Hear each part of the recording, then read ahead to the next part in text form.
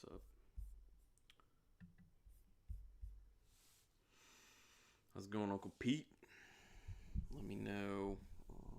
Let me know if the audio's alright. And also, I have Shudder on in the background at the moment just to, I don't know. I was actually going to put brain damage on when we start talking just so it's running in the background. So that when we get to brain damage, I can just look over and be like, oh yeah, I remember that. I remember that.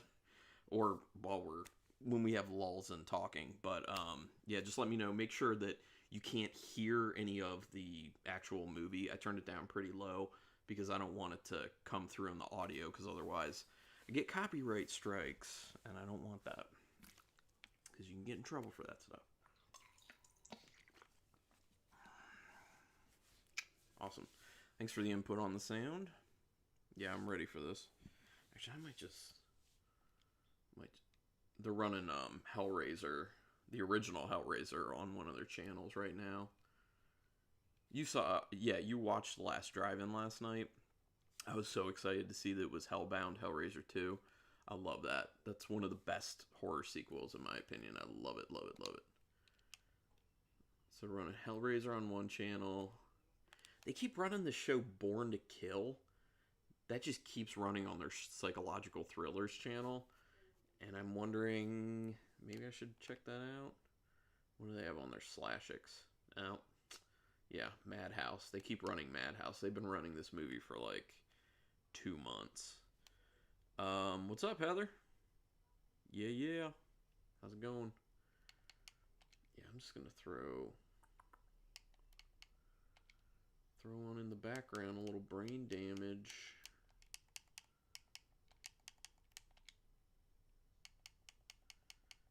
Brain Damage, by the way, has been on Shudder for a while. I think it's actually been on Shudder for over a year now. The rights to it must be cheap. That's my guess. What a good movie. Notice the same thing about that channel. And on Slashix, they also keep showing Black Christmas. But I love... Oh, yeah. I would not complain if they just kept showing Black Christmas over and over and over again on that one channel. That would be awesome. What's up, Marshall? How you doing, man?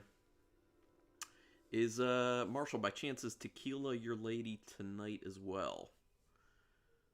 The first time I watched Frankenhooker was on Shudder. It was years ago. It was on Shudder? No, you know what? I guess that would make sense because I've seen Frankenhooker once, and I can't remember how I saw it, but I think maybe it was Netflix DVD. Huh. I didn't remember that it was on Shudder, but maybe that's where I originally watched it. Wait, wrong movie. That's The Platform. Yeah, The Platform. Man, that movie. Whew. Bleak. John and Lynn's Adventures. What's up? Oh, okay. Got it. Other channel name. Got it. So, Blue Room, then. Question. John and Lynn's Adventures. Do you have videos of said adventures? Is that like a channel with a bunch of videos of sorts? Because if so, go ahead and plug it. Tell us in the comments what it is. Or in the chat. And, yeah, it's like 7:02, so... Oh! The old man and the old lady. They're about to flip out about Aylmer being gone. At the very beginning, it was on Shudder. Also the same place I found Bad Biology. Dude, Bad Biology was on there too? Wow, I just recently watched Bad Biology.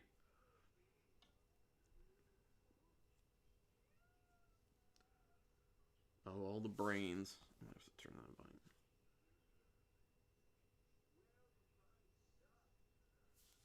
Let's turn that down a little bit more. Alright, so... Okay, good. Marshall, it's good to know. Tequila's still your lady. I didn't know if you guys had broken up, you had a rough night or whatever. Good to know you're still your lady. Yeah, and if you guys are ready to go, I am down to start talking about the Blackcoat's daughter right now. I know Uncle Pete's ready. He sent me a picture of his notes. He literally has written down notes, which I love it. I used to do that all the time when I was doing my notes for films. I moved over to doing it on the phone now. It's been a lot easier. I've saved a lot of paper that way. But yeah, there was a time where it was all written by hand. There are a bunch of videos, but it's very basic. Mostly old stuff. Until I can get back to the Philippines, our adventure is sitting and waiting. Yeah.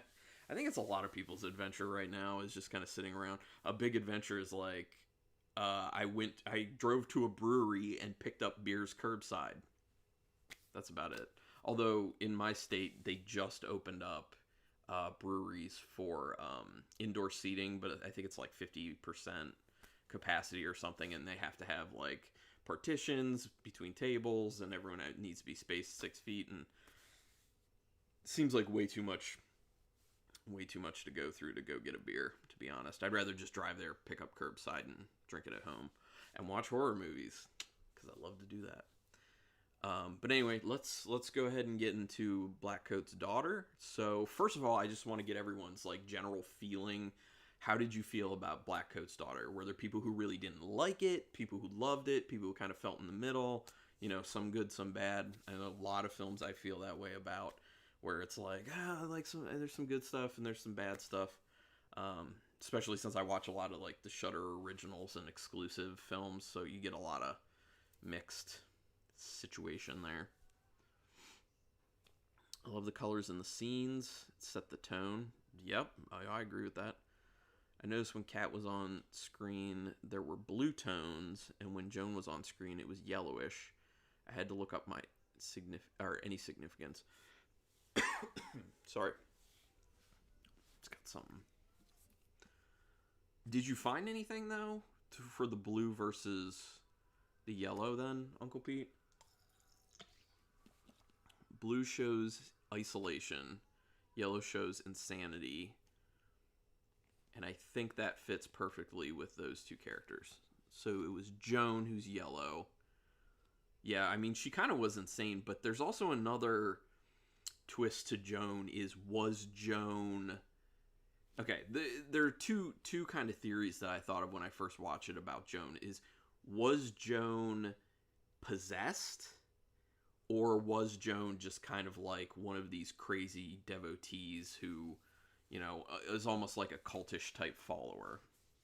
I kind of felt more in the she was actually possessed realm, and I can explain that when we get a little deeper into our talk, because I think it'll fit better with some different areas that we can talk about. From the start, do we all know who the father of Oz Perkins is? No, Blue Room, but please let us know who Oz Perkins' father is. I always like these types of things where it's just like this filmmaker's connection to this, and sometimes I hate it. Like Panos Cosmatos, the guy who did Mandy and Beyond the Black Rainbow, because then you find out he was related to a guy who did, I think, cinematography for the movie Tombstone, and then he took a lot of the residuals that his father got from that and made movies with it, at least Beyond the Black Rainbow, which I hate. Hate that film. Let me try and fix the... I don't know. Lighting's being a little weird. Oh, it's probably because I moved back some, but... Heather knows who he is? Okay. I started Blackcoat's daughter, but I turned it off after 30 minutes. Too slow for me, unfortunately. Marshall, man. Okay, I get it. Marshall. But because I did say in the review that I put out, I could see where some people wouldn't really like it because it's slow. But I feel like if you stuck with it, there may have been a good payoff. But then maybe not. I don't know. You know, there are some people who get all the way through those films and they're like, I really sat through all that for this. It wasn't worth it. And I've certainly been through films like that. But, I'm a firm believer that Joan is Kat. Kat killed the real Joan in the hospital and escaped. Joan is Kat? So Kat killed the real Joan in the hospital? Hold on. I'm having a hard time following that. So so Kat was Kiernan Shipka. Oh, okay. I see what you're saying. So that Kat was in the hospital where she was being exorcised, and I'm sorry, that Joan was in the hospital where Kat was being exorcised, and then she killed Kat, is what you're saying. But this is like 9 years later. The events with Joan are 9 years after the events with Rose and Kat. But I guess it could have been like a mental hospital that Kat was in. That's an interesting theory. It's possible. I watched Brain Damage though, so I'll let you guys talk about Blackcoat's daughter, and I'll come back for Brain Damage. Or you can stick around if you don't mind spoilers for Blackcoat's daughter. So, but if you do want to check out and then come back in, I'd give us, I don't know, check in about a half an hour and see where we are. Which, by the way, Marshall, I got Brain Damage on in the background. Just you won't hear it because I'm keeping the volume low so I don't get a copyright strike. But just so I can look over every now and be like, haha, that part. So Joan was always possessed. Okay, I could see that. So the exorcism, Uncle Pete, you're saying that the exorcism that was happening towards the end when she was in the hospital didn't work.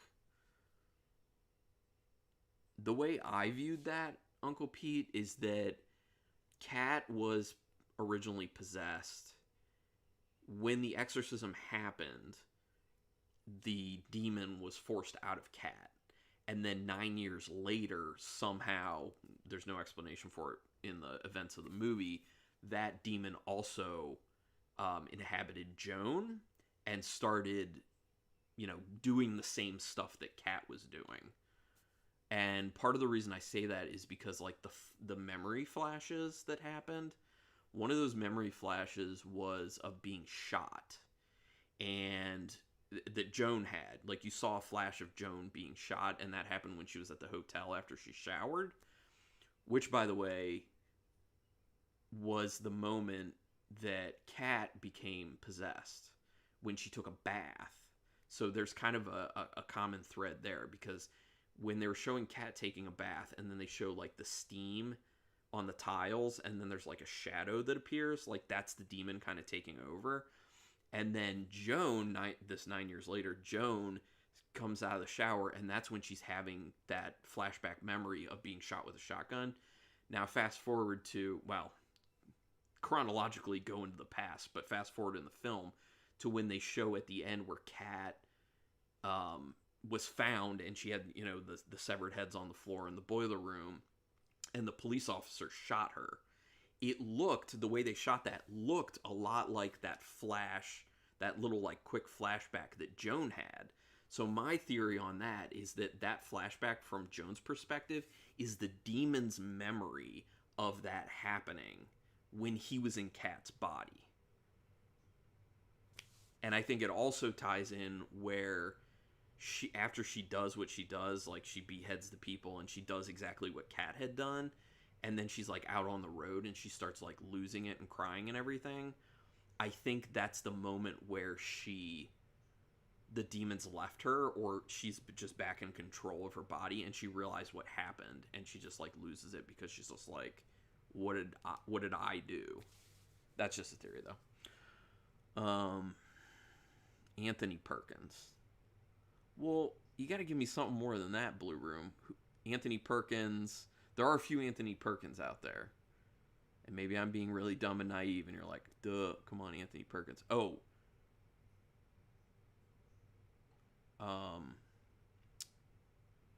Hitchcock.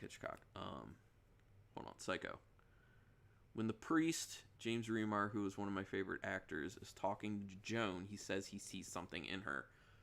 Yes, Uncle Pete, which I took it to be a veiled conveying to the audience that he sees the same demon inside Joan that he saw inside Kat, and that's why he picked her up. It was the allure that the demon created, and which is why I think she was specifically at that rest stop at that time to be picked up, because I think he was trying to take out that whole family.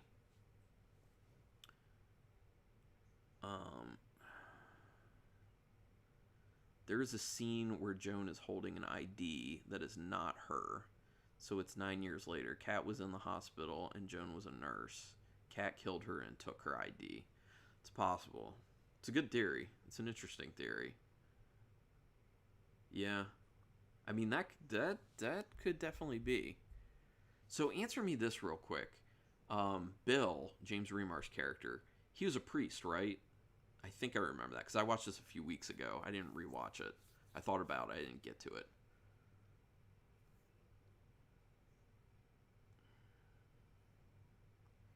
Cat was shot in the furnace. Cat is sent to the psycho ward.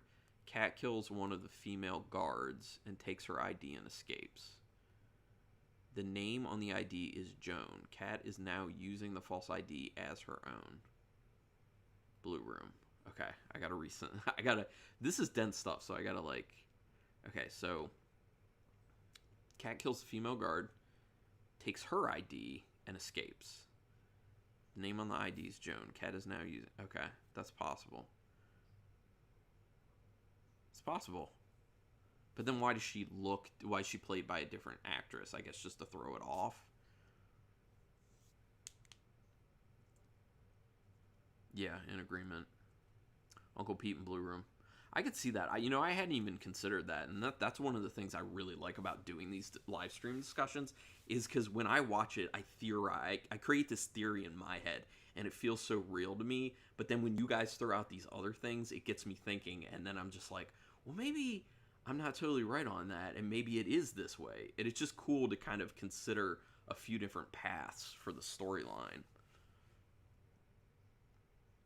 Heather also agrees with it. Okay, yeah. This is cool. I hadn't considered it, so this is cool that you guys are all putting this together. What evidence do I have that Cat is Joan? Cat was shot in the shoulder. We see Cat's gunshot wound on Joan. So, Blue Room, my thought on that, and I could see that. That does make sense with that. My thought on that is that was the scar physical manifestation that happened when the demon went into Joan's body. If we're going under the assumption of what I originally thought, it was just Joan is a separate person than Cat, and just happened to be, possessed by the same demon. To me, she is trying to get the demon back. Oh. That, Heather, is interesting. So that was her... I hadn't even considered that. That's a really cool idea. So she was going about doing this to try and appease the demon to say, come back to me. So she was trying to take out the rest of Rose's family as like a kind of offering. That's interesting. That's an interesting theory. Wow. Okay. I hadn't thought about that. From Psycho. Alfred Hitchcock Psycho. Okay, yeah. I kind of was vaguely... Thank you, Blue Room. That Perkins, yep. All good theories, but I love the actor who played Cat. She was incredible. She emoted so much emotion with just her facial expressions. Yeah, Uncle Pete, that's Kiernan Shipka, and I don't know how you guys feel about this, if you know about it, but The Chilling Adventures of Sabrina on Netflix. She plays Sabrina, the teenage witch on that. I think it's a good show. I like it. I think her performance is really good. And when I saw the Blackcoat's daughter, I was like, that's even better than what she's done on that Netflix show. Also, I haven't seen the show Mad Men. I've heard really good things, and I eventually am going to get to it. But people have told me that Kiernan Shipka's in Mad Men and does a really good job in that. She's a good actress, I think. But yes, I agree. Like, her acting in this was really good. She was trying to recreate what happened before to bring the demon back, was my take on it. Yeah. Yeah, Heather. That's a good theory. I like that theory, too. You guys are throwing out some... This is good. You guys are throwing out some really good theories I didn't consider. Man, now you're going to make me rewatch it again. Well, I mean, I'll say rewatch it. I've only actually watched it once, but I've thought about it a lot. Oh, man. You're going to make me rewatch this. I'm going to end up rewatching it. I know it. Which, that's not a bad thing, obviously. Different actress because of the age difference. Yeah, I could see that, Blue Room. But that's what throws me. You never know fully what the intention of the director is. Like, that could very well be that they were like, this is the same person. And I could see that with the hair coloration was the same. It was blonde hair with the dark roots. So it was like the same, basically. So that does make sense. You're wearing a Twin Peaks shirt, and we were talking about Ray Wise earlier. Cool coincidence. That's true, Uncle Pete. I hadn't even thought about that. I just put this on because A, I love Twin Peaks, and B, I haven't worn this shirt in a bit. So I just saw it in my closet and was like, I'm going to throw that shirt on. Plus, it's comfortable. This is a really, like, it's one of those really soft, kind of thin t-shirts. So, you know, you don't get hot. You can breathe real well, but it's also really nice and soft. Bought it from Showtime. Showtime? Yeah. That's where they had the newer season. It's like 2017, I think. Great addition to the theory, Heather. I agree. Oh, wow. Never made the connection. It was the same actress. Oh, Heather, you mean the same actress in Blackcoat's Daughter and in Sabrina? Joan is taking on the habits of Kat by returning to the furnace, for example. That's true. I watched it 3 times. You watched it 3 times? That's amazing, Blue Room. That's... Woo! Which, by the way, do you want us to keep calling you Blue Room or me to keep calling you Blue Room, or should I just call you John? Because I can do that. Either way, it doesn't make a difference to me. I'll watch it again just because I liked it so much and want to see if I missed anything. Yeah, that's definitely a good reason to rewatch it, Uncle Pete. It's a good flick. Well, and let's just talk about the fact that... Well, I'm not going to bring that up yet. I'll see what else is written here, and then I'll bring it up. At one point, Kat puts 2 quarters into the payphone to call home and reaches an evil voice. When we meet Joan, she puts 2 quarters into a payphone. Okay. Interesting. What do you think the connection there is? Is that like her trying to make a call to see if the evil voice is there yet? Like her kind of checking in? Because with the evil voice payphone, what I saw in that was, and I don't know how you guys feel about this, but what I saw is that was a kind of signaling of when she was about to lose control, because that kind of lined up when they showed that with when she totally lost it and things got crazy.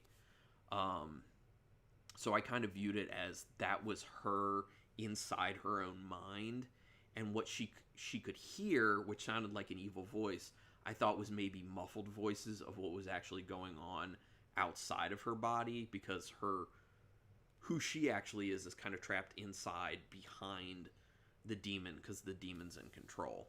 But I like what you're saying, though, too. And the recording says the number no longer works. Okay, yeah, that's interesting.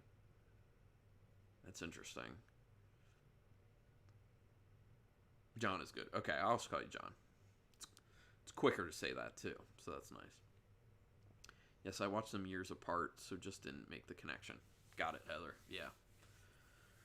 Yeah, she's a good actress. Joan was very stabby. Stabby, just like Kat likes to stab people. That's true. That's another similarity, behavioral similarities. Oh, by the way, brain damage. He's in the junkyard at the moment. I love that scene. So one of the things I wanted to talk about with this film is that this is a very cool example of how chronology and how you edit a film matters a lot, in my opinion, because they could have done this film and put it in chronological order, because for the most of the film, I don't know how you guys felt, like, I didn't get it that the events that were happening with Joan were in the future, like 9 years into the future, until towards the end of the film, and that everything else was, in the past. But because I just assumed that since they led with all the stuff that was actually in the past, that was supposed to be present. And then everything going on with Joan was concurrent, like it was happening at the same time. So then that created a lot of confusion when other things started happening, until they kind of said, oh, this is 9 years into the future and this was in the past. Or the 9 years into the future is the present, actually, of when you're watching the film. So it's a prime example of, if you take this film and re-edit it to put everything in order chronologically, so you start with everything that happens with Kat and Rose, and you just run it all the way through, and then when you're done with that, you then go to Joan. It's a very different film at that point, and it's less confusing, and I think it also holds tension not as well, and it's not as thriller-like. But tell me what your thoughts are on that. I just basically feel like since they kind of messed with the timeline, it made it more interesting. It made it more thriller-driven, more tense, and confusing, which I like it with films. But Joan was very. Oh yeah, I already read that one. If I were to nitpick anything, I felt some scenes were too dark.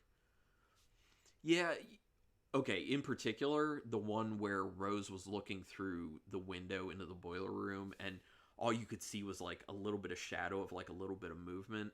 I agree with you. Like that scene, I would have liked that to be lit a little bit more so you could kind of tell what was going on. I couldn't tell anything that was going on in that, except she was looking into a basement. There's some sort of movement.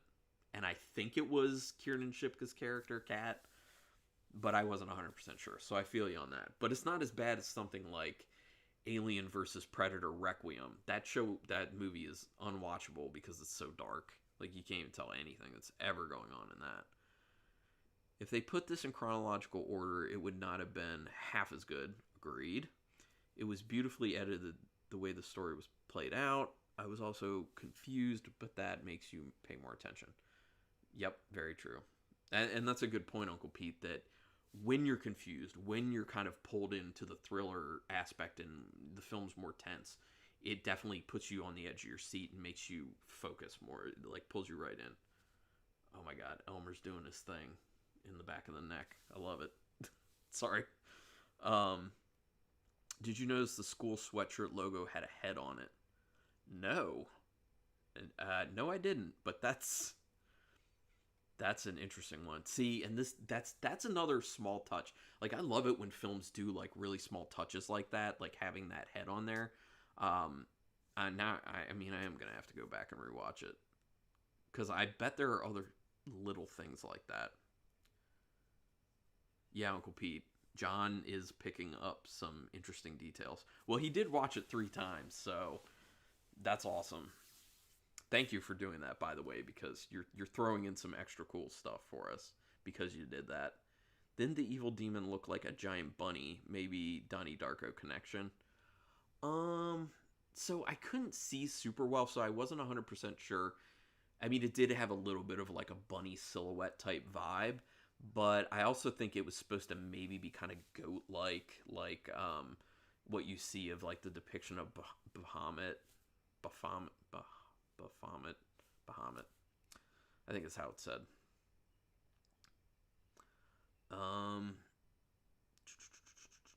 Perkins used tons of natural lighting instead of film lighting. Did he, John? But it looked good though. Like there are so many times where people use natural lighting and it just doesn't come out right. So the fact that he used it effectively, in my opinion, is pretty awesome. This movie had a strong David Lynch feel. I do like some David Lynch. I could see that. I own some David Lynch. Mulholland Drive, Lost Highway, Blue Velvet. I own all those movies. I don't own Twin Peaks. I've watched it a good amount, but I need to buy it. I need to bite the bullet. It's just a little pricey. I'm watching also Graveyard Scene. Uncle Pete, you're also watching it? Yeah, it's good stuff. I pick up on what you're saying about the bunny. Sure. There was a word that was never spoken. Speaking of words, these groups of words were never spoken. Yeah, the whole like exorcism thing, exorcism, possession, yeah, all that stuff wasn't said, which leads me to something. One of the reasons I love this movie as much as I did is because probably the best way I would put it after I watched the film is it was a secret possession film. Like you don't know you're watching a possession film until the very end of the film, which is great for someone like me because I love the film, but typically I don't like possession films. I kind of find them really boring. I think a lot of the times they're very kind of formulaic. Also, I think it's another thing where I don't believe in stuff like that.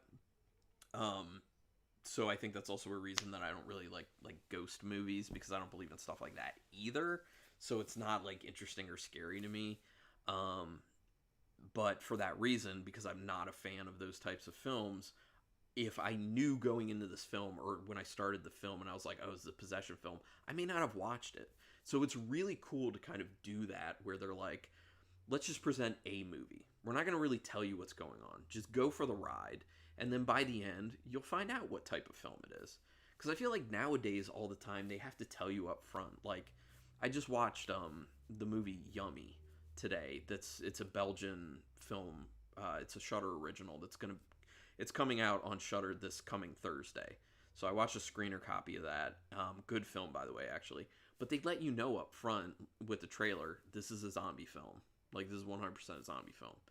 And, like, I hate that type of thing. Or I'm just like, don't tell me what type of film it is, because then you're already filling my head with probably a lot of the stuff that's going on. And when I knew that Yummy was going to, have zombies in it and be a zombie film, there were certain things I expected from it, and they were in the film. I would have rather not known that going in. But I do also want to tell you that there are a lot of things I didn't expect in the film, and that's why I think it's good. So see it when it comes out. It is good. I'm putting my no spoiler review up for it on Monday, just so you know. Monday afternoon. The word pregnant was never uttered. That's true. There was zero exposition dump. You knew what was going on by the actions of the characters. That's true, John. Did you know Perkins also directed Gretel and Hansel? I haven't seen Gretel and Hansel. Was that the one with Jeremy Renner in it? Let me know. But going back to the thing of like pregnant never being spoken and exorcism was never spoken and possession was never spoken, I think in general it was kind of sparse with dialogue. And I kind of like that. It was more of an approach of show things as opposed to telling things.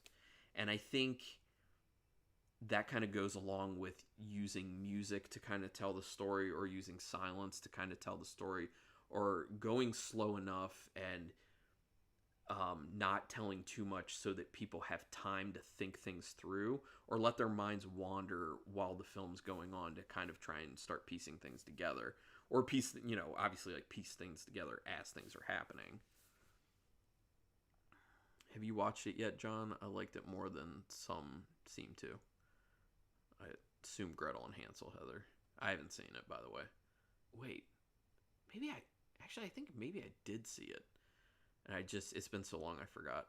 I watched a trailer for Yummy today, but I'm not a fan of zombie films. They are all the same nowadays. Okay, Uncle Pete.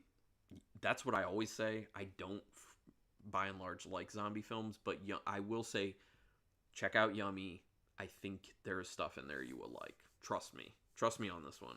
I think you'll actually like Yummy. There's enough like fresh, cool stuff going on with it that it's worth it. Because I'm not a zombie film fan, but this one, it's different. Plus, there's some cool subtext in it, and I know you like that. Gretel, Blackcoat's daughter, and I Am the Pretty Thing. Yeah, we're all heavy women-centered. That's true. I haven't seen, what is the one? I Am the Pretty Thing That Lives in the House, I think is what it's called. And that's a Netflix original. I've been meaning to watch that one. It's on my list. But now after seeing The Blackcoat's Daughter, I probably will get to that sooner rather than later. Because Oz Perkins doing a pretty good job.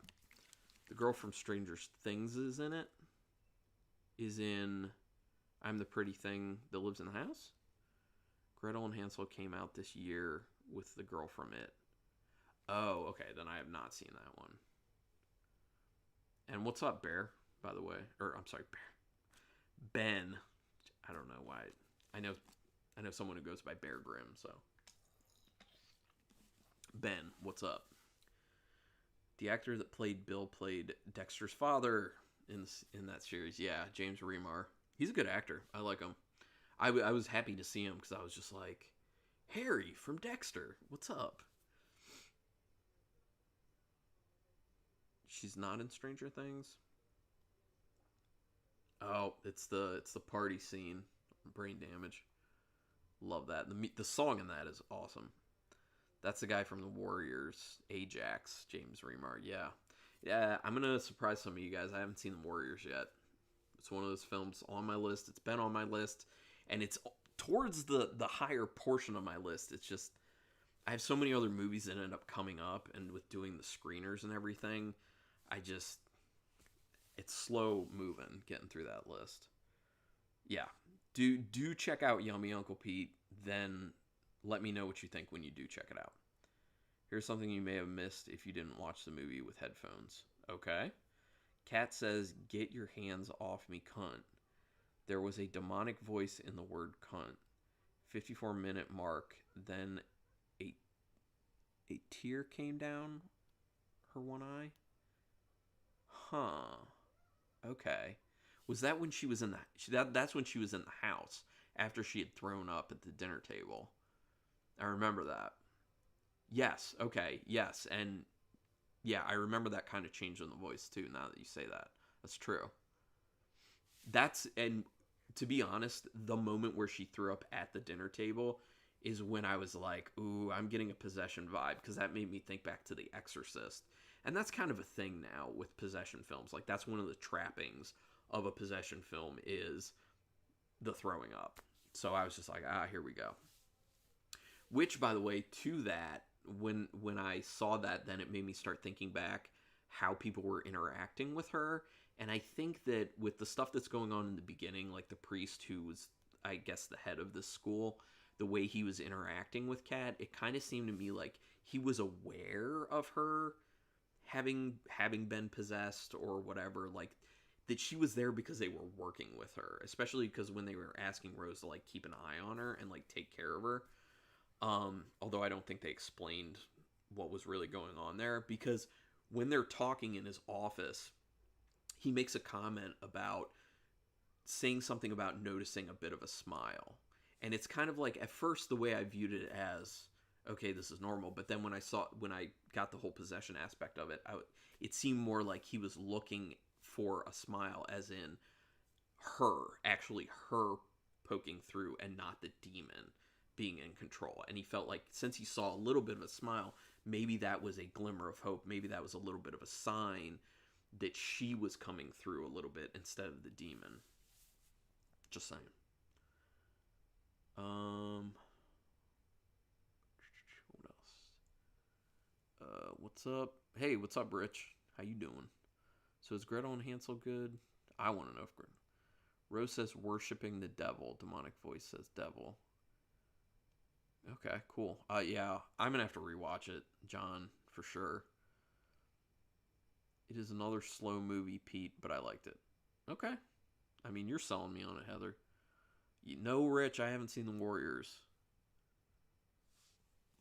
Yeah, we can watch that for movie night, but I don't own it or anything. I don't think it's streaming anywhere. Although, honestly, I wouldn't be surprised if Shudder gets it at some point. Oh, Stephanie's there. What's up, Stephanie? How you doing? Yes, it is a good shirt, Rich. Twin Peaks is my jam. By the way, Uncle Pete, Rich loves Ray Wise. I went with Rich to meet Ray Wise when we were at a horror convention. What did you get? You got him to sign something from RoboCop, didn't you, Rich? Him, like, being grabbed by his hair in RoboCop. I think that's what that was.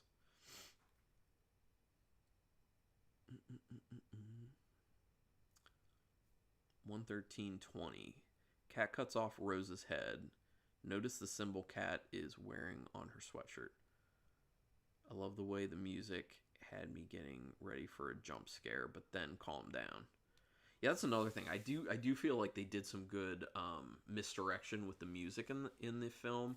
There were a lot of moments where I do feel like they worked you up to make you feel like something was going to happen, and it just didn't happen, which I think really helps to kind of like keep you on edge during the film, to kind of keep that thriller mode, to keep the tension going. By the way, the infamous scene is going on right now in Brain Damage. You know, Elmer gets his brain while Brian gets his brain, if you know what I mean. And I think you do. This is one of the movies that had me jumping out of my chair during certain scenes, but no jump scares. That's true. And that's interesting, is that there aren't scares, but things get you like jump scares, kind of.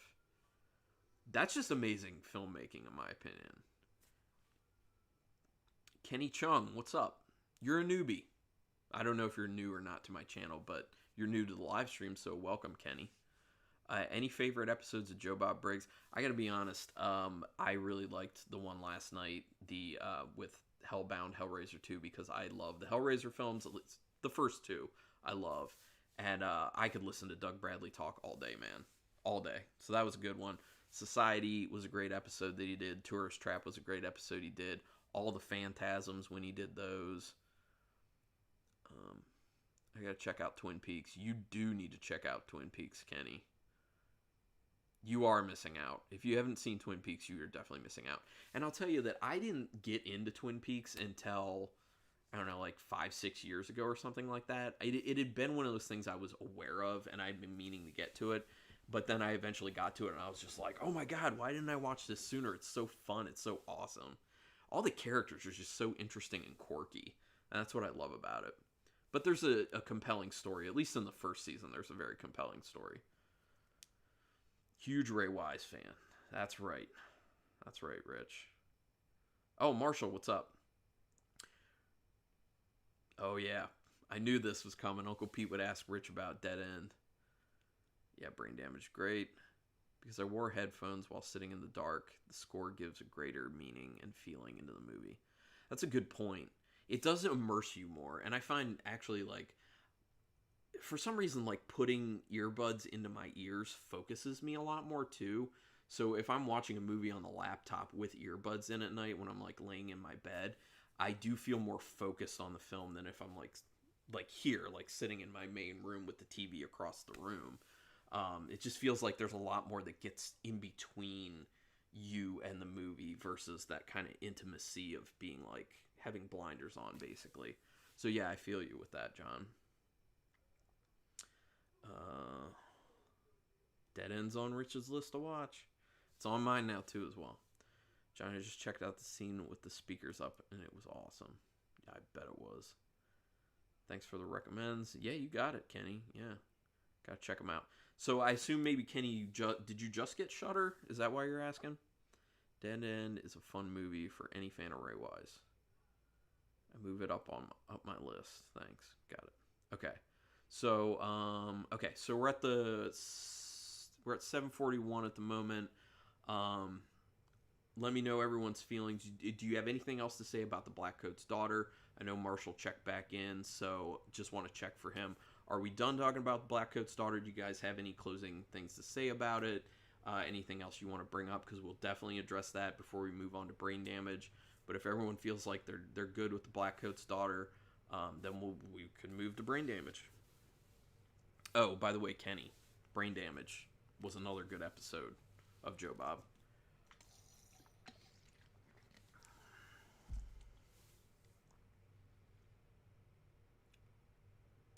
Dead End is a good movie for any fan of Ray Wise.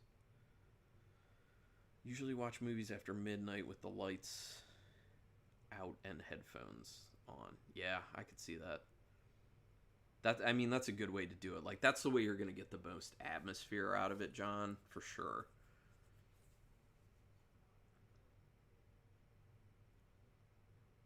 I love that movie. Yeah. Did you notice the only time Kat and Joan breaks down and cries is in the end? Yes. Yeah, I did. And like I said before, like, I viewed it as Joan was breaking down because she realized what she had done. That, you know, the demon had kind of left her at that point, and it was just actually her, because it was like mission accomplished for the demon, then it was actually her, and everything flooded to her, and she then knew what she had done, and she just, like, lost it. But I kind of view it a little differently now with all the things you guys were saying about your theories on it, and it really could be a situation where she went through all these steps to get the demon back, and she's breaking down and crying because it didn't work. Like, she realized she did all that stuff, and it just didn't work. So, I now see it two ways. I'm going to have to watch this movie again, obviously. An Oscar goes to the score of the movie. The score is really cool, and the interesting thing about the score for The Blackcoat's Daughter is that Oz Perkins had his, I forget his first name, but he had his brother do the score, who had, he's done music before, but he had never done a score for a film before, and he went through hell putting that together for the film, because since he had never done it before, he needed to learn how to make it happen, and he felt like it was so restricting to have to make music to fit scenes. So he hated it. But I thought it came out great, just like you were saying, John. On to brain damage. Okay. John, I think that is because the demon didn't return like she thought it would. Yeah, Heather. Yeah, I could see it that way for sure. Well, that's a great way to look at it, Heather. Yep. Damn, I have to watch this movie. I know, Uncle Pete. I have to watch it again, too. Maybe, probably not tomorrow. Maybe Monday after work. Might be the day. The demon left her. That is why she cried. That's what I think. Now she is truly alone. Yeah. Could see that, John. Kat didn't really have friends at the school, so I took it she made a connection with the demon. So I kind of view it as maybe she was there because of the demon. That her family... And actually, this is another thing. Then what's the significance, real quick, of the memories of the car accident in the very, very beginning of the film? That Kat's having these kind of flashbacks of that car accident that had happened, which I'm assuming is her parents. So I kind of viewed that as one of those memories from the demon that I was talking about before, and that maybe she killed her parents. Because she keeps talking about her parents are going to show up, or she feels like her parents are not going to show up. And people are like, oh, your parents are going to show up, your parents are going to show up. But she keeps saying she feels like they're not going to show up, and obviously they don't show up. And I think maybe that's because the actual cat inside her body knows, doesn't know that her parents are dead. But the demon inside of her knows that her parents are dead. So there's that little bit of like an inkling of a memory in the form of that kind of like flashback in the beginning, or like nightmare. And that's the little portion that lets her have this little feeling, this little inkling that her parents are dead. And that's why she keeps saying, they're not coming, they're not coming. That's my thought on that. But I think we should definitely talk about that, because we didn't talk about that. And that's obviously important for some reason, because it's in the very beginning of the film. That's how they lead it. Cat didn't really have friends. Oh, yeah, I already read that. Yeah, I got Shudder recently. They got a lot of interesting selections. Definitely, Kenny. They have a lot of interesting stuff. I'll check out Brain Damage for sure. Yeah, I heard so many good things about Twin Peaks. Are you into the recent miniseries, too? So I watched a bit over half of the more recent one of Twin Peaks. I didn't think it was all that great. I do still want to go back and finish it. I just kind of like lost steam on it. I will finish it at some point, but I haven't watched through all of it yet. I don't think I'm missing a whole lot from what I've heard from other people. Give this movie 5 severed heads thrown into the furnace out of 5. Awesome, John. That makes me feel good that you give it a 5 out of 5, because I know you weren't a big fan of The Killing of a Sacred Deer. Oh, wait. No, you did like The Killing of a Sacred Deer. Cabin in the Woods. She was given a vision of the accident. There is no evidence of her involvement in the accident. That's true, but I was just wondering if she has the memory of the accident because of the demon that's inside of her. Tourist Trap was amazing, by the way. Never heard of it. Seems like Shudder has a lot of those obscure old horror movies, which are dope. I like it compared to Netflix's horror selections. Definitely, Kenny. And by the way, Kenny, if you liked stuff like Tourist Trap, there's some really like kind of out there stuff on Shudder. Society is a great one to check out. There's some good Lucio Fulci films on there, like Zombie, City of the Living Dead. I love City of the Living Dead. House by the Cemetery.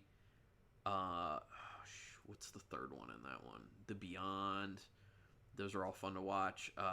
Any Dario Argento on there, like Cat of Nine Tails, Tenebre's awesome. I love that one. Deep Red, love Deep Red. If you haven't seen Giallo films before, those are actually like legit good films. Check those out. The demon wanted her to know that now she is an orphan and the demon will fill the void. Okay. Oh, okay. That's interesting. I could see that because in that kind of flashback she was having of the car accident, it could be her remembering that her parents are dead from a car accident, but also in that memory, or in that kind of like nightmare or flashback, whatever you want to call it, she was holding the hand of someone dressed all in black. So maybe that was the demon holding her hand at that point. That's interesting. When the demon left her, she cried at the end. So it's possible that the demon leaving means she had to get those feelings back. Like maybe when the accident happened is when the demon took her over, and so she never dealt with the loss of her parents and never dealt with those feelings. So as soon as the demon left, she then had all these memories and all this emotional information flooding back to her. So she was forced to confront it in that moment, and it was overwhelming, and she just loses it. That's interesting. Shudder is the best. Just got it this year as well. Yeah, Marshall. Shudder is... If you're a horror fan, oh yeah. Oh, there you go. Okay, John. I was right initially, right, that you didn't like The Killing of Sacred Deer. I felt bad that you didn't like it, so it made me really excited when you initially commented and you sounded very into The Blackcoat's Daughter. Yeah.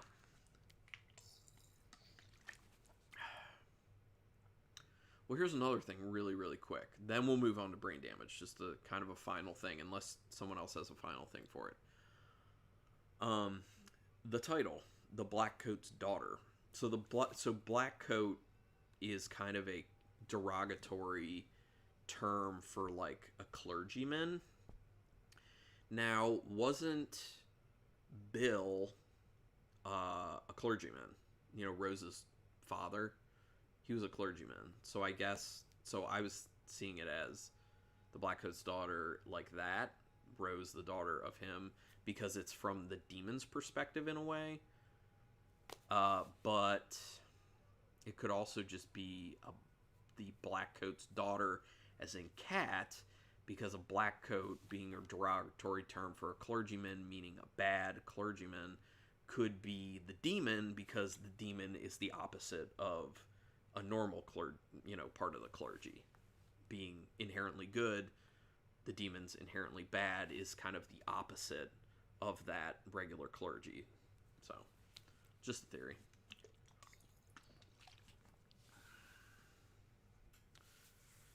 Demon leaving means she is now all alone. She never dealt with being alone until now. Yeah, I could see that for sure. Where did you get that Bill was in the clergy? I thought he was. Yeah, he was Rose's father. I know that for sure. But didn't he have a, I forget what those things are called. When they first met, didn't he have one of those collar, like priest collar things? Little white things? Maybe I'm misremembering. That's quite possible, because I only watched it once. That's why I'm asking you, John, because you watched it 3 times. So you would know.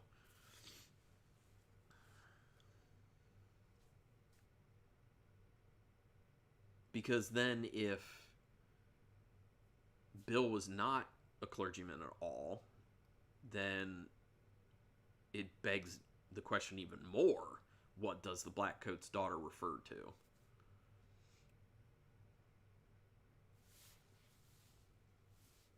And then I think in that case, just refer to my idea about, the demon being the Blackcoat, in a sense.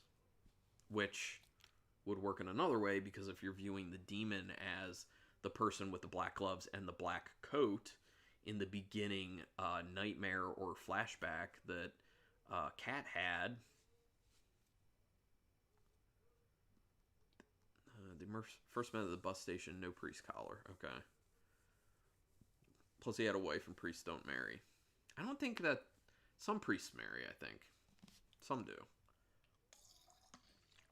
Or maybe I'm confusing priest and minister. Are they different? I don't know. I'm not religious at all, so I don't know the difference.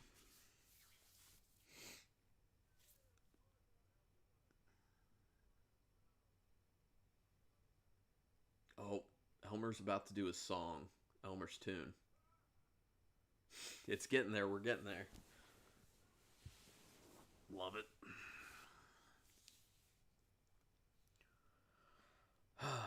Man, a lot of information on the Blackcoat's daughter. Very cool. All right, so no Catholic priests don't marry. Okay. Oh, and that was a Catholic school. Yeah. Okay, that makes sense. Um, cool. All right, so if anyone has any last minute thoughts, go ahead and put them in there, and then let's just start transitioning now to brain damage. Sorry, Marshall. Took a little bit longer than I expected. Hopefully you're still around. Yeah, we can start talking about brain damage, which I've had on in the background. Oh man, we're coming to one of my favorite scenes. With the actually I have a lot of favorite scenes in this movie. It's so good. The part where the guy's in the bathroom and Elmer is on his forehead, and it's just like blood like flailing, like spraying up over the top of the bathroom stall. That's so funny to me. Blackcoat's daughter was originally titled February.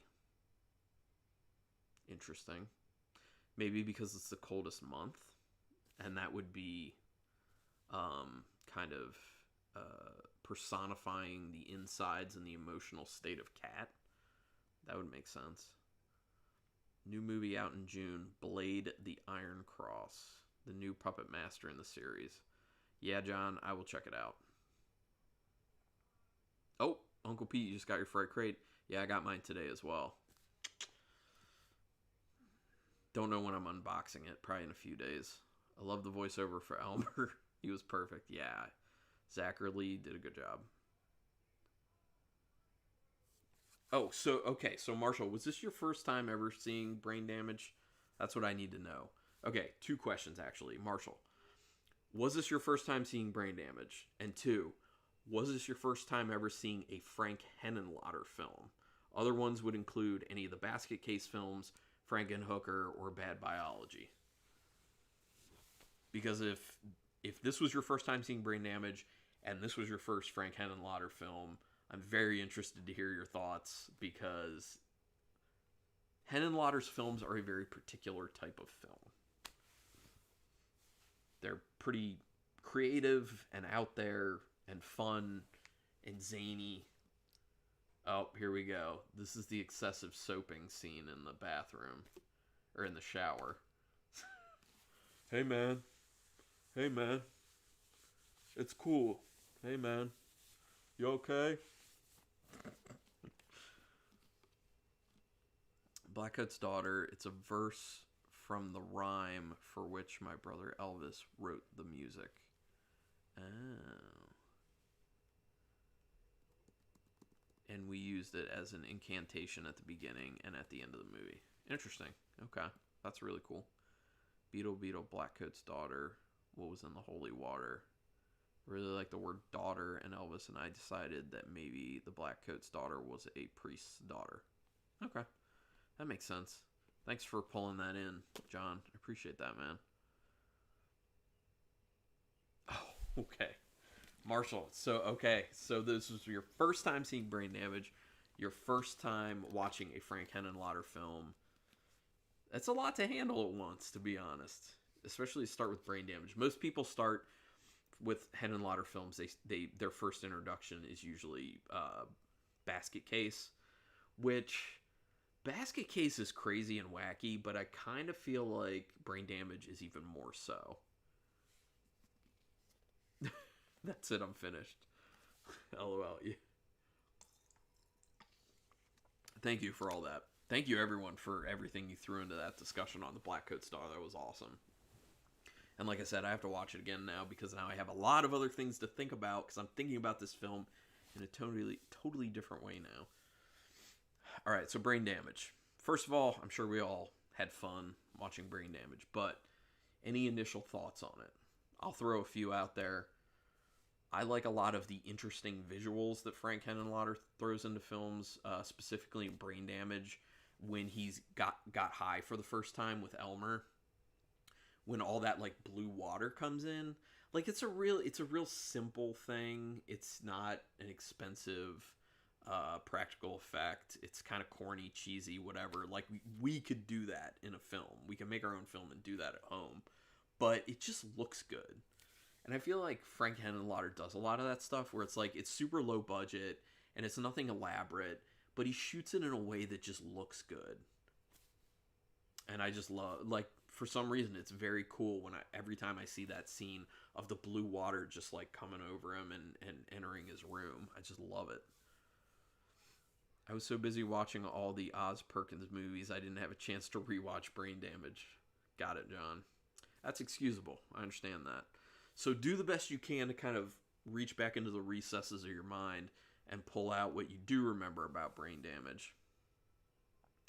The Fright Crate's a home run, Uncle Pete? I like hearing that. Obviously, don't spoil anything for me on the Fright Crate, but do tell me this one thing. Is there a t-shirt? That's what I need to know. I liked when Elmer's mouth would open and the stop motion with it. Yes. Well, okay, so the interesting thing about that is that, A, it looks really cool. Like, it looks low budget and, DIY, but the amount of details that they put into it and the fact that they have, like, the little, what look like teeth just, like, moving, and then the little kind of proboscis coming out, it's attention to detail. There's a lot put into it, and it looks really, really cool.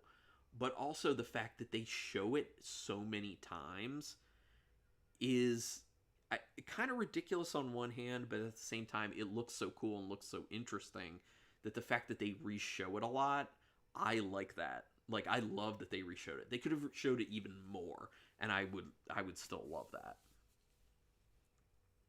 A magnificent t-shirt. Okay.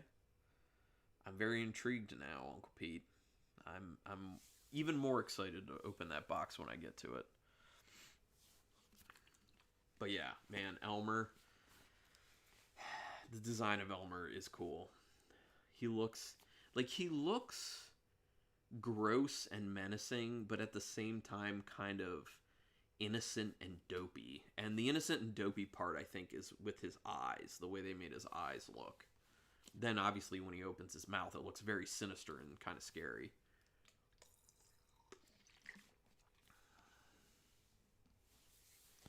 Yeah, John.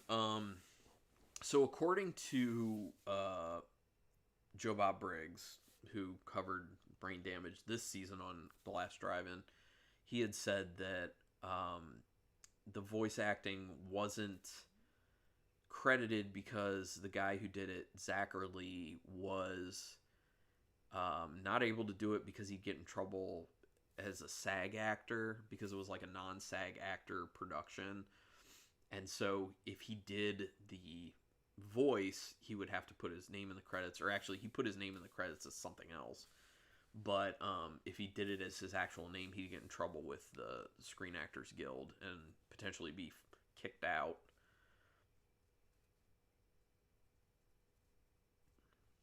So that, I know stuff like that happens all the time. I hear about it all the time that, this person acted in a film under a different name because they're a SAG actor and it was a non-SAG film.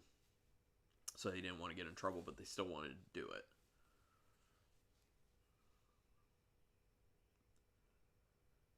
The club scene was spectacular. One of the most creative kills in a horror movie. Yeah. Definitely. I love the club scene. I love the dancing in it. I thought the music in particular during the club scene I thought was really cool and matched the whole thing very, very well. And just kind of how everyone was jiving. But the kill scene connected to that is pretty insane. And I don't know if people would so much be able to get away with a kill scene like that nowadays. So it's interesting. I was pretty surprised the first time I saw it, but I love how when that kill happens, like Elmer retracts into Brian's pants, and just like the brain comes like falling out and then gets like sucked into his pants, basically. It just looks so funny, but I love it. And I also like how this is kind of it's a whole thing about drug addiction and how they, they even like equate, you know, hard drug addiction to like or alcohol dependency as well. Like there's that moment where Brian's on the streets and he's like tripping really hard off what Elmer just gave him, and he like goes into like this alley area, and it's a cool shot because it's like Brian's in the background, and then there's like a guy who looks like maybe a hobo who's getting drunk in the foreground, and it's like focusing on the hobo, and then like Brian comes in behind him, and then it like stops focusing and it like shifts. That's a really cool. Sorry, someone's car alarm out there. As a side note, the soundtrack on Blackcoat's Daughter is on YouTube. Ooh, okay. Might be on Spotify too, because I have Spotify. I'm gonna check that.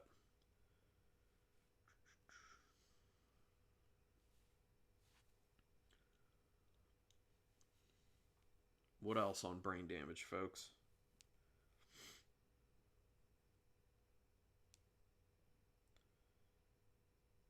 No. Oh, yep, there it is. Blackcoat's Daughter. Oh, it's just a song. Wait a minute. Oh, there's some podcasts about it too. What was in the holy water?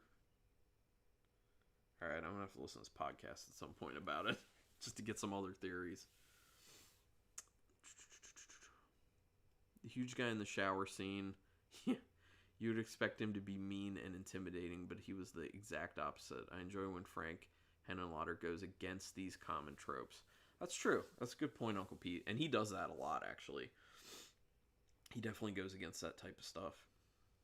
And yeah, you would think, because he's like this big jacked up dude, that he's going to be kind of mean. Well, and if you think about it, even earlier in that segment where the people are coming into that building, that apartment building, there's like another like really big dude, and like all the stuff he's talking about sounds totally different than what you would think would be coming out of his mouth. Also, the close-up shot of the blue liquid going into Brian's brain was awesome. That's true, Marshall. Yeah, how you see, like, you see when that thing, the proboscis type thing, goes into the back of his neck, but then they cut to like the top portion of the brain, and you like see the little needle poke out of it, and then like the little bit of the blue liquid go on it. It's a cool touch, and a lot of people wouldn't even think to go that far with a film. And that's one of the things I like about Frank Henenlotter is he like goes that extra bit. Even when it's super low budget. I mean, he finds a way to like put that extra stuff in there. It's cool. This is the type of movie you watch with a group of friends and drink some brews. 100%, Marshall. 100%. But actually, the first time I ever watched the movie, I watched it by myself. I forget where... my wife wasn't around for some reason. I think she was doing a book club or something, and I was just like, what's on Shudder? Let me go look. Brain Damage. I was like, oh, I've heard about Brain Damage. I should check that one out.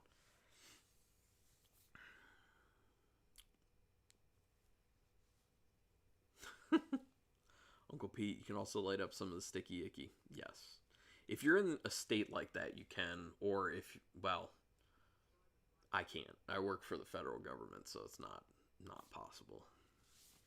Did that a long time ago when I was in college. Enjoyed it back then, but that's been... oh my god, how many years has it been since that happened now? At least 18 years. Ugh, that's crazy. Not 18 years since I've been in college. 16 years since I've been in college.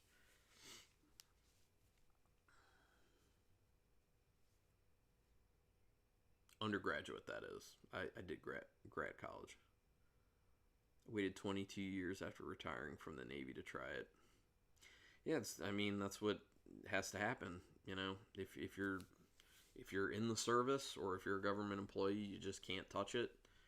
And that's the way it is. And then once you retire, if it's legal in your state, go for it. I'm just wondering when it's going to be federally legal. I feel like it's just a matter of time. There's a lot of money to be made there that can be injected into the economy, and I think that is eventually what's going to get people to go down that route of federal legalization.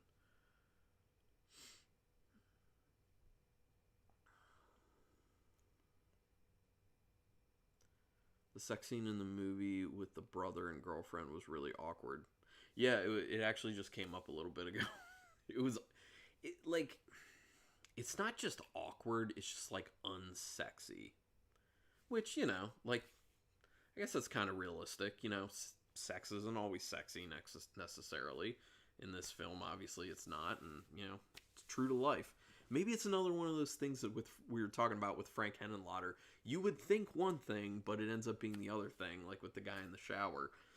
You would think the sex scene would be nice and sexy and hot. It's not.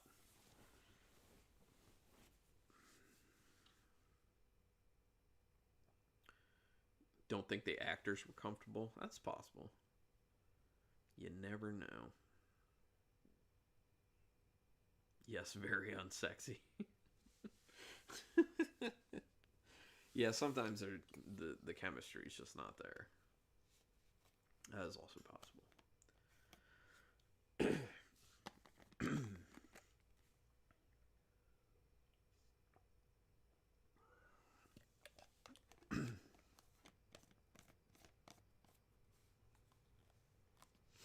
Oh, he's getting on the subway. This is when the crossover with Basket Case happens. Dwayne getting on there. I was excited to see that. The train scene reminded me of the train scene in Joker. I haven't seen it yet. I haven't seen Joker yet. But it's on HBO, so I will be checking it out.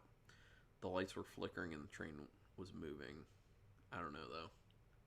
I'll have to see Joker and then try to make that connection, see what I think. But I'll keep that in mind, Marshall, for when I do check it out.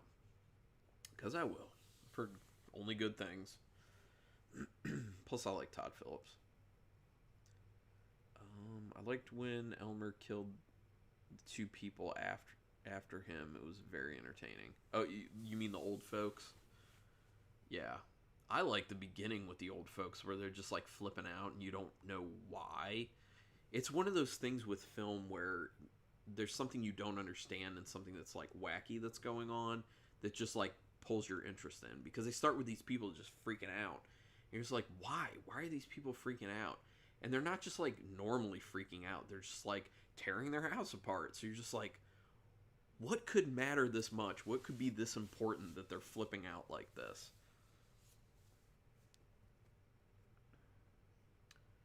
Elmer was so calm in all his delivery, but that was his character, which made him even funnier. I agree. I mean, he's very like matter of fact. He's like this kind of like lounge singer type voice. It hasn't been mentioned. It's basically about addiction. Totally about addiction. You got it, John. Totally. The old lady screaming was annoying, though. Agreed. It went on way too long. That's one of those things where, and Henenlotter does this, sometimes his scenes go a little bit long. Sometimes they go a little bit long and it's cool. Sometimes they go a little bit long and you're like, stop.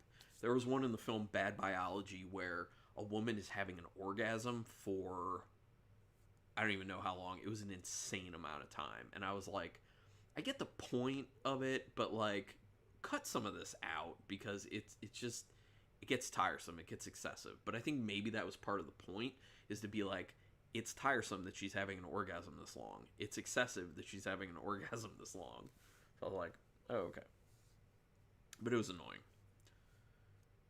I didn't pick up on any connections to addictions or drugs. Really, Uncle Pete? I assume that's being sarcastic. Okay, just kidding. Okay, I see. Yeah, I was going to say, it's like smacking you in the face. I knew you had to be kidding.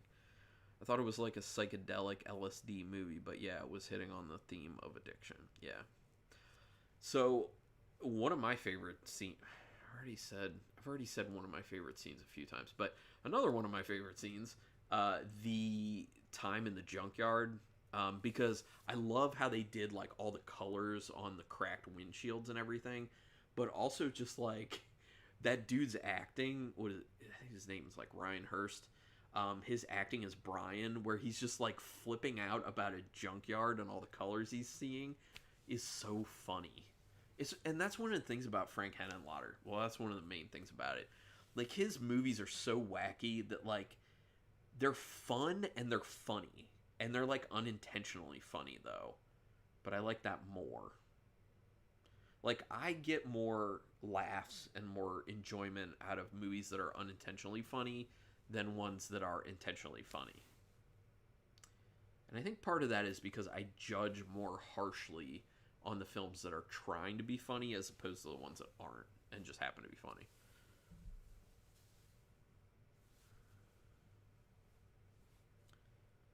Yes, the junkyard scene was great. Best visual part of the movie to me. Agreed, Marshall. I don't care that it was low budget. Oh, no, man. Like, you know, these days for me, a lot of my bread and butter with movies I watch is low budget.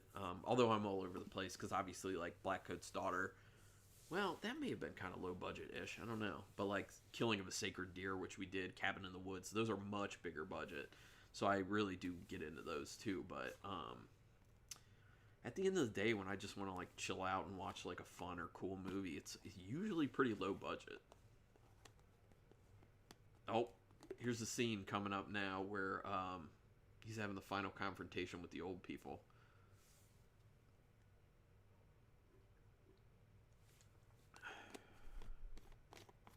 What are some more good movies from Frank? Okay, so really the only other movies you can watch, Marshall, from Frank Henenlotter that are in the same vein as Brain Damage, Basket Case, but then there's also Basket Case 2 and 3, which I own all three of them. I've actually only seen the first one thus far. I am planning to watch all of them and then do reviews for them, so those will be up at some point when I get to them. And then Frankenhooker, which, to be honest, I think I like Frankenhooker more than Brain Damage. And I think I like Basket Case more than Brain Damage. Well, I don't know. Like, Basket Case and Brain Damage are kind of... I don't know. I fluctuate all the time. But then you can also watch Bad Biology. That one is... I didn't really like Bad Biology, but if you get into Frank Henenlotter's films, it's worth seeing Bad Biology once just to have seen it. There is some cool stuff in there, but for the most part, wasn't a big fan. He did that with the hip-hop artist R.A. the Rugged Man, and you could tell there's a lot more of Rugged Man's influence into it than Frank's. Well, that's not true. There was a lot more influence into it from the Rugged Man than you would want, because you want a pure Henenlotter film, and you could tell it wasn't. Excuse me.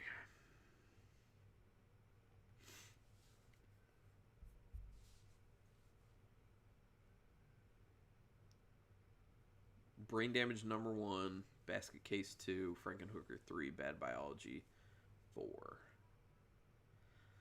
I mean, Uncle Pete, I mean, I can't fault anyone for putting Brain Damage, Basket Case, and Frankenhooker in any order.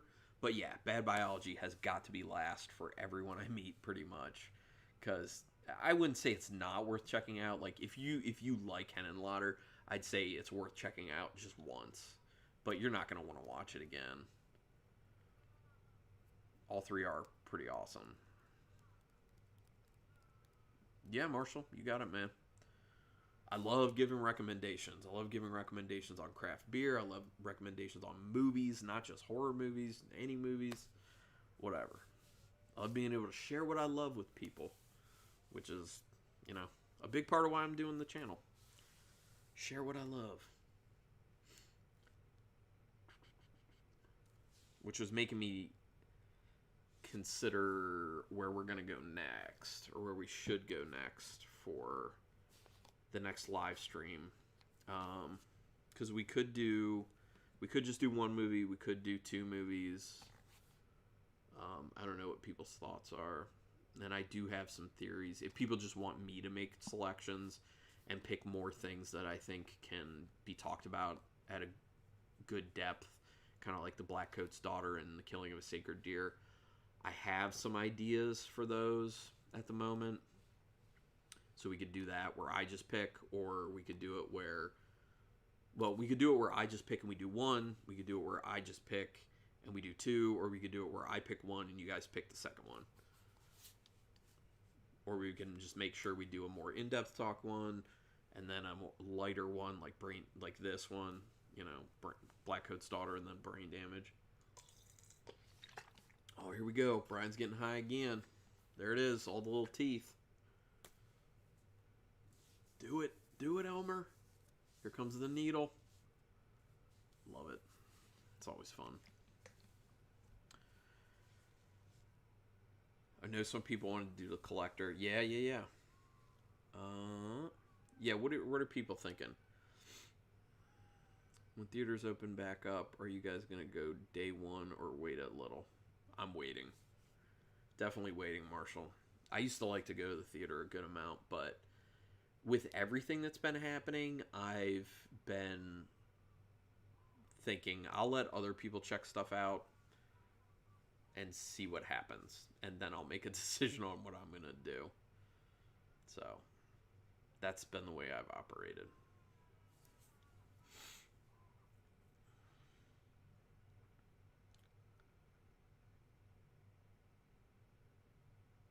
Pick a Blumhouse movie? Oh. What would we do? What's available on streaming services at the moment for Blumhouse?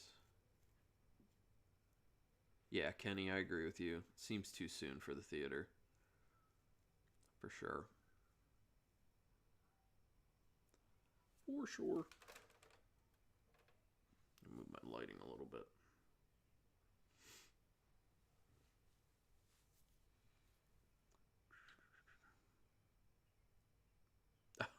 Inception rerun.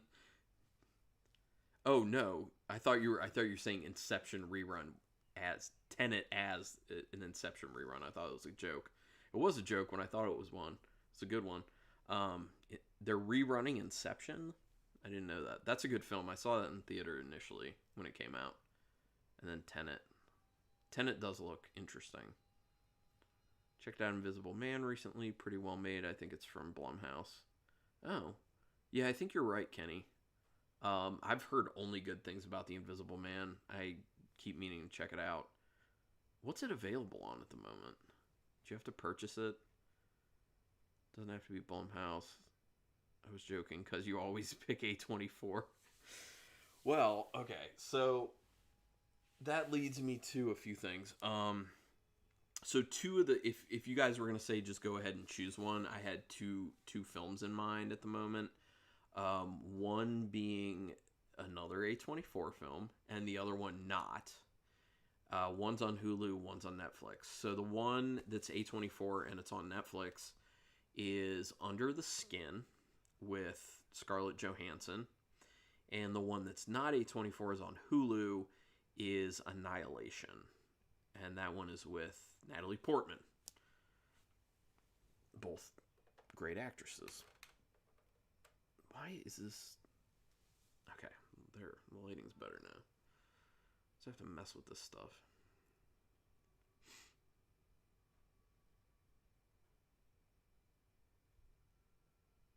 Yeah, rental, VOD. Yeah, that's what I thought for Invisible Man. I need to check it out. I just have such a big list of movies to go through. Nope. It's the end of Brain Damage. The lightning coming out of his head. What's going on? Uncle Pete vote said cool for Under the Skin. Both are deep movies, John, yeah. I haven't seen Under the Skin yet, but I have seen Annihilation already, and I already have a review up for it on my channel. But that one, there's a lot to talk about with Annihilation. Yeah. PayPal venue. No, Marshall. You don't need to do that.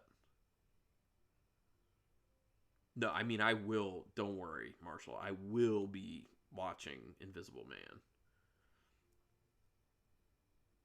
And I don't want people's money, to be honest. I appreciate the gesture, Marshall. I definitely do, but I feel weird taking people's money. With this channel, what I want to do is get to a point where I can start making money from YouTube, only from YouTube, and I don't, like, even when there becomes an ability to do, like, the super chats through the live streams, I don't want that. I don't want people giving me money through that stuff because, I don't know, it just feels weird to me. I don't want that. I will take the corporate money from YouTube. I don't feel bad about that. I don't want money from individual people. It's just a thing. But I will, don't worry, Marshall. I will check out The Invisible Man. I don't know if it's going to be super soon, but all right, hold on. I'm going to put it on my Netflix DVD. It'll be fine. Don't worry. I know what you're thinking. It'll look fine on just DVD. Don't worry. I'm sure I can get it through Netflix DVD. Right now, I actually have The Lighthouse out through Netflix DVD, which I'm going to check out. Very excited. Also, A24.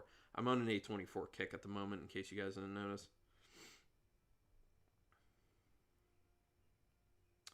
There it is, Invisible Man. Okay. I'm going to put it at the top of my queue. So I will get The Invisible Man after I watch The Lighthouse. There you go, Marshall. So I should be watching it in the next, like, at this rate, month. Hopefully. It's because I was saying I keep getting movies coming at me that I have to take care of. This was a particularly heavy month for Shudder for, like, exclusives that I have to do screeners on. So, well, I don't have to, but I do. Under the Skin, I heard great things about it. Would you say it's scary? It's a good question, Kenny. John? Under the Skin is on my watch list. Oh, cool. Gotta check out your review for Annihilation. I think I did pretty good on my review for Annihilation, Kenny. I saw certain things in it, but you can watch it. Let me know your thoughts. Manage an angry ex coming inside your home and you can't see or do anything about it. Yeah. That sounds... Yeah. I'm excited to watch that. With a bonus feature of my adventure of the Texas Chainsaw Massacre film location. Yeah, hell yeah. Is that on your channel? The John and Lynn's Adventures? Is that on your channel? Because I'll watch that. Lighthouse is on Amazon Prime. Okay. If people want to do The Lighthouse, we can do The Lighthouse. I don't care. We can do Under the Skin, Lighthouse, Annihilation. And then we can pick a second film. If you guys want to do The Collector as well, we can throw The Collector in there for a second film. Nice. Would love to hear your opinions on Invisible Man and Lighthouse. They will happen at some point. Hopefully within the next month. Like I said, I'm not sure when, though. Do you think Invisible Man it's the best Blumhouse movie? And it does have depth. Cool. Some cool twists and turns. All right, Marshall. It's going to happen, man. It's going to happen. Invisible Man. So, okay. So here's something to talk about. If we want to, we could also consider doing The Invisible Man for the next one. And I can make sure I watch The Lighthouse, get a review done for that, and then get The Invisible Man and watch that. And we can do that for the next one. But that would depend on when the next live stream is going to be. Because that's another thing I wanted to bring up to you guys. Based on how my schedule's been, I've been doing it every other Saturday. So the next one would be on the 4th of July. So do you guys want to just go ahead and do a live stream on the 4th of July? I'm fine with that. I don't care. I don't do anything special for the 4th of July, like going anything or going anywhere or doing anything. So I'm fine with that. But if you guys do things, that's also fine. We don't have to do it. We can just kick it to the weekend after that, which would be, what, the 11th? July 11th? If I can math okay. Yes, that was right. July 11th. So you guys call on that one. And then if we do it on the 11th, I would have enough time, I think, to get to the Invisible Man, and we could do the Invisible Man then if people want to do that. Otherwise, we can keep it on the 4th and do The Lighthouse, Annihilation, or Under the Skin. And we can do all these films eventually, but I'm just thinking for what do you want to do next? I'll vote for Under the Skin. Not a fan of Robert Pattinson. Give him a chance, though, Uncle Pete. I think he's a good actor. Annihilation is the group of women. Yeah, Heather. Yeah, that's the one. Where they go into the shimmer. I think it's really interesting. I'll vote for Under the Skin. Why not? Okay, Marshall. But I'll go with anything, and I am free anytime. Got it. 4th is good for me. Okay. Always down for a live stream. Cool. Awesome. Thanks for joining us, Kenny. Welcome. I mean, welcome to the family. I feel like this is kind of like, this is a family. It's like book club for people who don't want to read. Well, I mean, me. I do actually read a little bit. I'm going to be reading The Shining pretty soon for the first time ever. Okay, so we'll go ahead and we'll keep it for the 4th. I got 1 vote for... No, hold on. I only got votes... Okay, so I got a vote for Under the Skin, and I got a 2nd vote for Under the Skin. I'm not going to vote, because I'm fine with any of those ones I threw out, so... Is there anyone else who wants to vote for what ones they want of Annihilation, The Lighthouse, Under the Skin? Or Invisible Man? Invisible Man is a good movie live stream, but I don't want to rush you to watch it just because I love it. Okay, got it. Yeah, like I said, Marshall, like, we'll get to it. We can get to it for sure. We can definitely get to the Invisible Man. And hold me to that. I'm going to put it on my list that I have, but hold me to it. And just remind me when we do the one on the 4th, just remind me, we talked about doing the Invisible Man, and then we'll set it for the next, we can set it for that next one.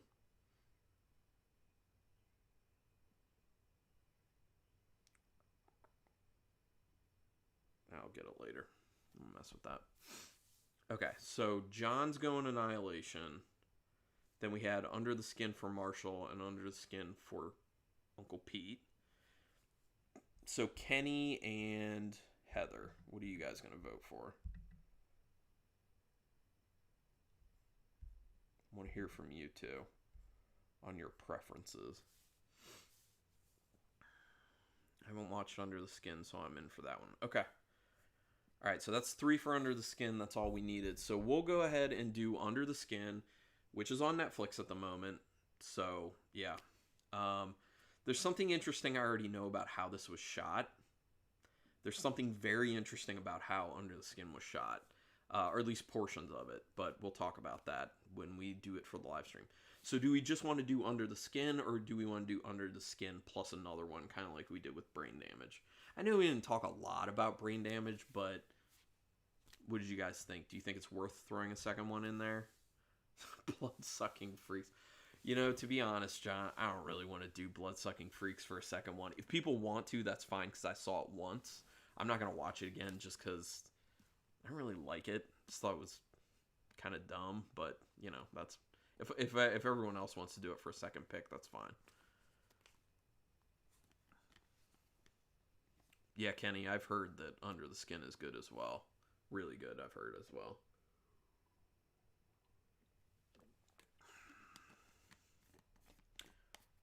Do we want to do a second one?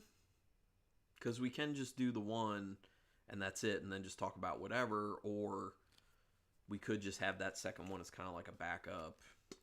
I don't know.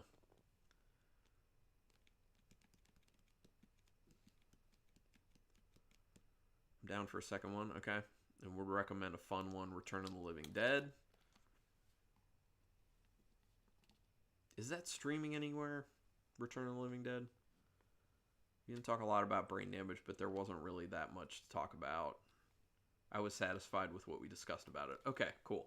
As long as you were, Marshall, because you showed up for the talk about Brain Damage. So as long as you're okay with what we talked about. Plus, you know, if you have anything else to throw out right now, that's fine too. We can talk about that as well. But Okay, that's fine. Yeah, we can always just set a second one if we feel like talking about it. We can talk about it a little bit or a lot or not at all. You know, I guess it's just good to kind of have that second option. How about the movie where the guy uses a lawnmower to kill all those zombies? I saw that as babies for a second. Yeah, kind of. That was, is that Bad Taste? No, Dead Alive. That's Dead Alive, I think. Yeah, Uncle Pete, Dead Alive. That's right. Is Dead Alive showing? Is it anywhere? I mean, I can get that one out through Netflix DVD as well. If that's what you guys want to go with, I will totally do that. I like to have something that's like we know it's streaming somewhere so people can easily get to it if they have the streaming services. But if everyone wants to do it, do Dead Alive, that's fine with me. I'll just get the DVD out. Go to my Netflix DVD queue. I'm gonna throw it in there.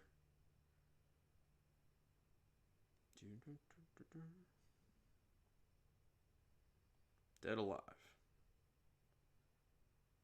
Only gave it 3 stars when I saw it through the Netflix thing. Another recommendation if you want to binge a movie franchise, which ones are worth it? Oh, dude. Kenny, I'm going to tell you Phantasm. Love the Phantasm franchise. Amazing. Friday the 13th, a lot of fun. Nightmare on Elm Street, also a lot of fun. But Phantasm, my favorite. The Hellraiser franchise, not as much. Maybe go through 4, the first 4, and then stop. Oh, Uncle Pete, there he is talking about Hatchet. Yep. Not a Hatchet fan, but I have to rewatch it. Talking about slashers. That's true, John. Dead Alive is known as Brain Dead as well. I'd forgotten about that. Oh, you were about to ask about Phantasm? Oh my god. I'm a big Phantasm fan. I love it. It's my favorite franchise. Hands down. I love it. It's weird. Like it's you can't find a ton of huge Phantasm fans out there. It's weird. And for that reason, I think it's not as popular. You know, things like Friday the 13th and Nightmare on Elm Street are way more popular because they make sense and they're a little more simple in the story they tell. Phantasm gets really weird and goes kind of all over the place and deals with some time travel aspects to it, and there's a lot there. So it's quirky. But I like that about it. I did a Friday the 13th run. Jason was a brown bag in the second movie. When does the hockey mask come out? Third? Third one, I think. Phantasm score is amazing. Yeah, Marshall. Phantasm score is awesome. Yep. The hockey mask is in the third one. Thank you, Uncle Pete. The kid who got killed brings it to the camp. Yep. I'm going to turn my Xbox off. Yeah, John. Phantasm. I was super excited because 2 years ago, I think it was, they put out the Phantasm on Blu-ray box set, which is the first time it had been on Blu-ray. And the reason that came about is because J.J. Abrams, yes, the J.J. Abrams, was a big fan of Phantasm, and he hated the fact that it wasn't available on Blu-ray. So he took it upon himself to put together a project to get all the films ported over to Blu-ray and put them out in this nice Blu-ray box set. Pretty awesome. And yes, I even like the fifth one, Ravager. Even though it's super low budget and not nearly as good as the other ones. But if you're a fan of the first 4, you'll find stuff you like in Ravager for sure.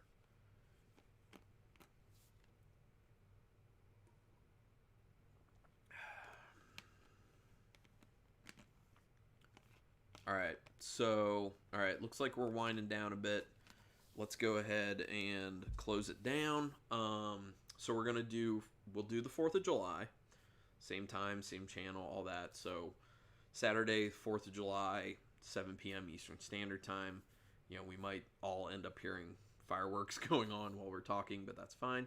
It'll add to the ambiance. So we'll do Under the Skin, which is, like I said, available on Netflix at the moment. And then for a second film, from what I understand, we'll go ahead and do Dead Alive. Is everyone okay with that? I'll get that out through Netflix DVD because I don't know that it's streaming anywhere. If anyone knows that it's streaming anywhere, put it in the chat over there. Clive Barker's getting back the rights for Hellraiser. Yeah, good for him. I don't know if he's going to do anything with it, though. I know they've been talking about him, like, doing a reboot of the original Hellraiser, but I met him last year. He's not, like, he doesn't look like he's in great health at the moment, unfortunately. It's kind of sad. Yeah, the story about J.J. Abrams. Yeah, Kenny. Yeah, it is pretty cool. When I found that out, I was just like, I liked J.J. Abrams before, but now I'm like, hell yeah, J.J. Abrams, you're the man. I was like, you're a Phantasm fan like me. Yes, Uncle Pete, you also stay safe. Thanks for being around as usual, man. Awesome times. Thanks for everything you threw into this. Thank you, everyone. All you guys, awesome. And thanks, Kenny, for showing up and hanging out. Come back. Be with us every other Saturday. We talk nerdy like this all the time. Thanks, Carlin. You gave me some awesome recs. Yep. Look forward to the live stream on the 4th. Cool. Thanks for joining, Kenny. Appreciate that, man. Good night. Yeah, everyone have a great night.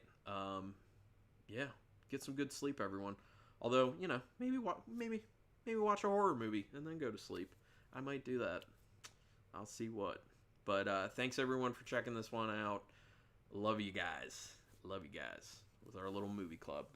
But till next time, keep it brutal.